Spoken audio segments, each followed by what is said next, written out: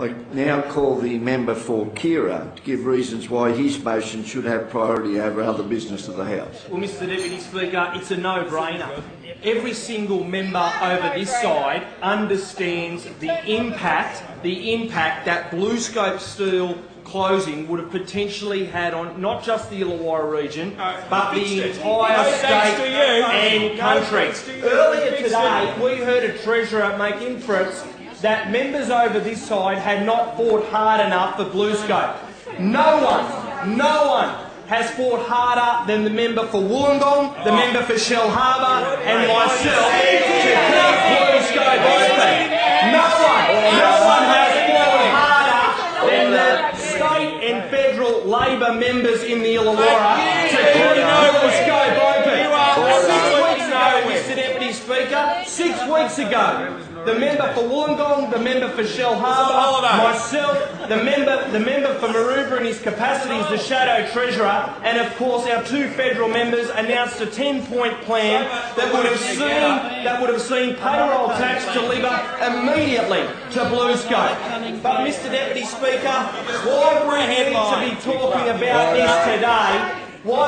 to be talking about this today is because we need to acknowledge the heroes in the hard hats, the men and women from BlueScope Steel, who along with the trade union movement have made some of the biggest sacrifices we have seen in industrial history, not only in our region but in this country.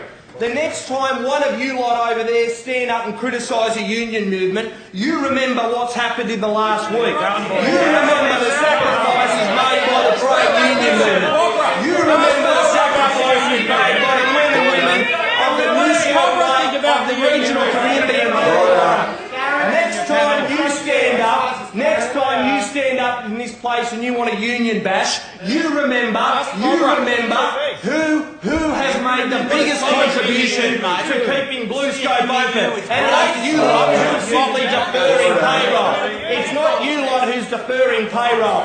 It's the men and women of BlueScope Steel. It's the trade union movement who have sacrificed more than what you people would ever know about to make sure that not only are the current jobs losses minimised, but there continues to be a steel industry in this country. I will not stand by and ever hear one of you criticise the trade union movement when thanks to them, they have continued to make sure that we've got a steel industry in the Illawarra. We've got thousands of men and women employed going into Christmas, and we've got a workforce and an economy that will continue to grow.